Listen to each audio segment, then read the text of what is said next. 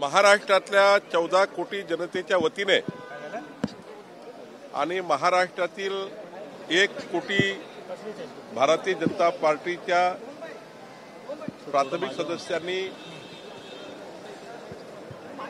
आणि भारतीय जनता पार्टीच्या संघटनेने आज देवेंद्र फडणवीसजींचा मोठा सत्कार केला, सन्मान केला।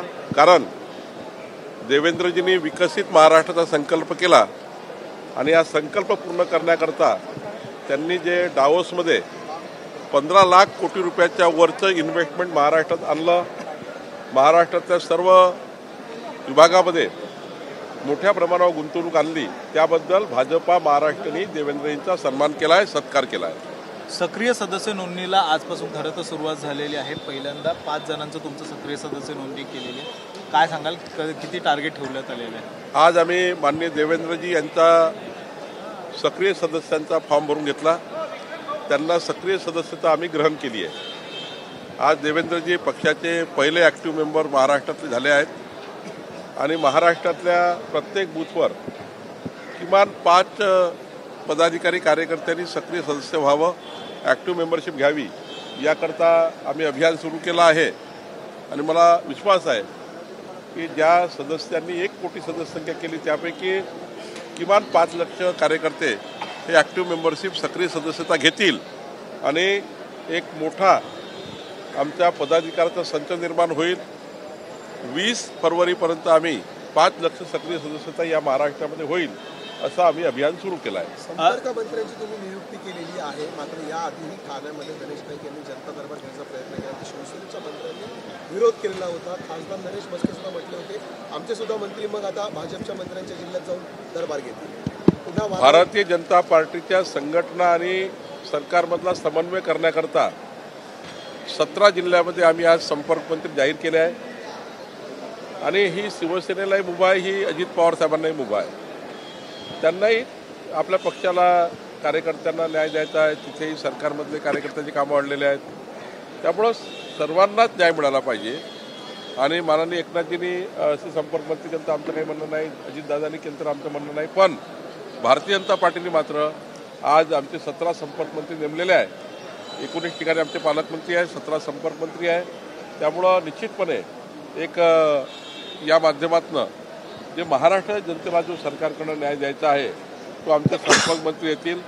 महिन्यातनं दोनदा संपर्क मंत्री आपल्या जिल्ह्यामध्ये प्रवास करतील आणि त्या भागातल्या जनतेला, त्या भागातल्या कार्यकर्त्यांची कामं हे संघटनेच्या माध्यमातून पूर्ण करतील असं आम्ही या ठिकाणी योजना तयार केली आहे। कॅबिनेटमध्ये महत्त्वाचा निर्णय झालेला आहे तुमच्या विभागाचा, वर्ग 2च्या जागी वर्ग 1मध्ये करण्यामध्ये पुन्हा वर्षभराची काल एक अत्यंत महत्त्वाचा निर्णय आम्ही घेतला की आता औद्योगिक क्षेत्रामधल्या ज्या जमिनी आहे त्या जमिनीला येण्याची गरज नाही, आता इंडस्ट्रीयल बेल्टमधल्या जमिनीला येण्याची गरज नाही आहे, हा निर्णय आम्ही घेतला। आणि आज ज्या वर्ग 2च्या जमिनी वर्ग 1 करायच्या आहेत त्याबद्दलही आम्ही निर्णय घेतला। वर्षभराची मुदत आहे, वर्षभराच्या मुदतीमध्येच आता वर्ग 2च्या जमिनी वर्ग 1मध्ये करता येणार आहे। ही मुदतवाढ आहे आणि यामध्ये वेगवेगळ्या पद्धतीचे चार्जेस लागणार आहे, जे रहिवासी असेल तर 50% असा वेगवेगळ्या पद्धतीचे चार्जेस लागणार आहे।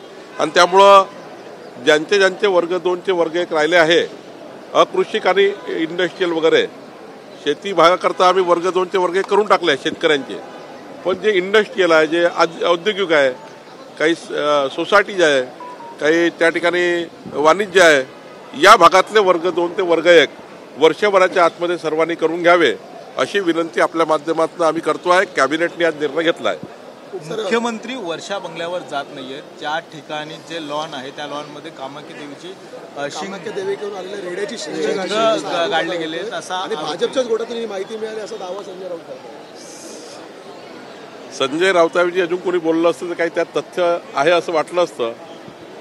इकडे अंधश्रद्धा निर्मूलन समितीने संजय राऊतवर कारवाई केली पाहिजे, अंधश्रद्धा निर्मूलन समितीने संजय राऊतवर कारवाई केली पाहिजे। राहिला प्रश्न दुसरा, देवेंद्रजींच्या विरुद्ध किती काळ्या जादू केल्या, कुणाची शिंग आणून गाडले वर्षामध्ये नाही तर कुठेही सागरवर, तरी काही फरक पडत नाही। देवेंद्रजी हे कधी याच्यावर विश्वास ठेवत नाही, आम्ही विश्वास ठेवत नाही। आम्ही यातनं आमचा देवावर विश्वास आहे. देव देश धर्म कार्याकरता आम्ही काम करतो आहे. त्यामुळं आम्हाला या बाबीवर विश्वास नाही आहे. आणि त्यामुळं मला असं वाटतं हे जे सुरुवात केली या प्रकरणाची अंधश्रद्धा, यावर अंधश्रद्धा निर्मूलन समितीने किंवा त्या जे काही त्यांचे प्रमुख असतील त्यांनी गुन्हा दाखल केला पाहिजे संजय राऊतावर. अशी संजय राऊतावर गुन्हा दाखल केला पाहिजे. आपल्याकडे अंधश्रद्धा निर्मूलन कायदा देखील आहे. त्या अंतर्गत काही भाजपकडनं या संदर्भात कारवाई नाही. पहिलं तर अंधश्रद्धा निर्मूलन समिती आहे ना महाराष्ट्रात, त्यांनी गुन्हा दाखल केला पाहिजे संजय राऊतावर. या पद्धतीचं वातावरण तयार करणे, अंधश्रद्धा काय कुठल्या प्रकारची अंधश्रद्धा आहे, हे गाळलं ते गाळलं ते गाळलं, मला इकडून समजलं मला तिकडून समजलं, तुम्ही सांगा ना कुणाला समजलं आहे तुम्हाला. खोटारडेपणा आणि काहीतरी महाराष्ट्राला दिवसभर कन्फ्यूज ठेवण्याचं काम. देवेंद्रजी खऱ्या अर्थाने आम्ही सर्व लोक अशा अंधश्रद्धा पाळणारे नाही आहोत. आम्हाला देव देश धर्मावर विश्वास आहे आणि आम्ही इमानदारीने काम करणारे लोक आहे. देवेंद्रजींनी कधी कोणाचं बिघडवलं नाही.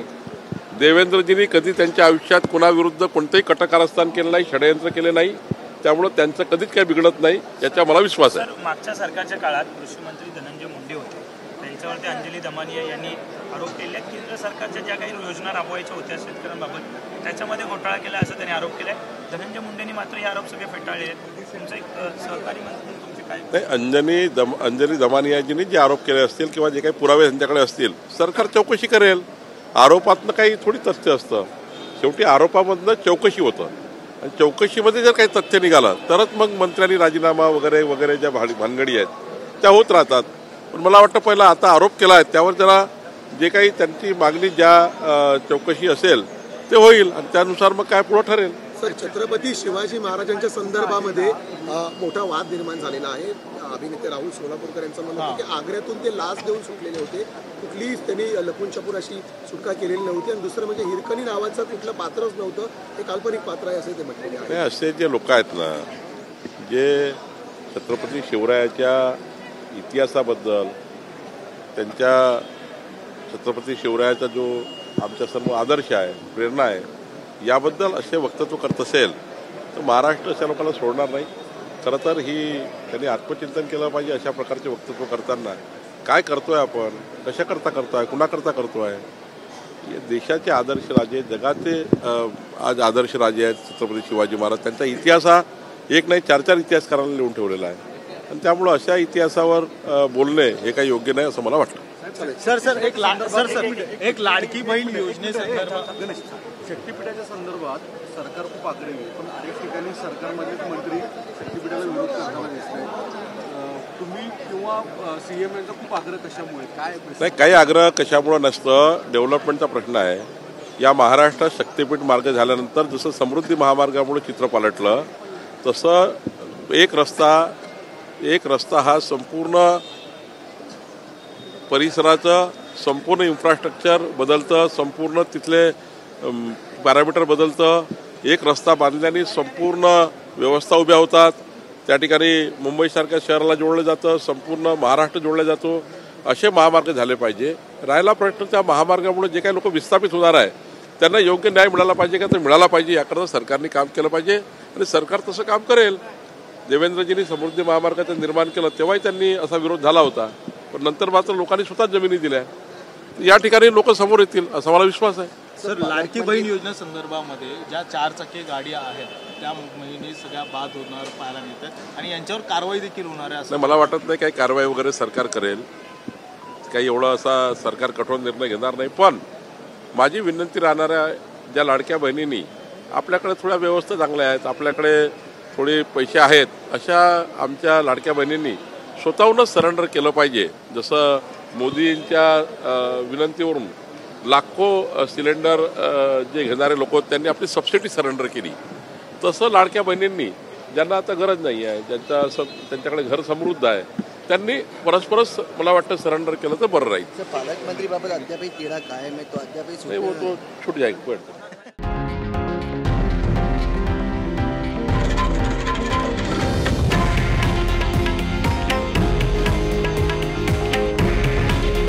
हे आहे देशातील नंबर 1 न्यूज नेटवर्क आणि आपण पाहत आहात TV9 मराठी. काळजी तुमची, हित महाराष्ट्राचं.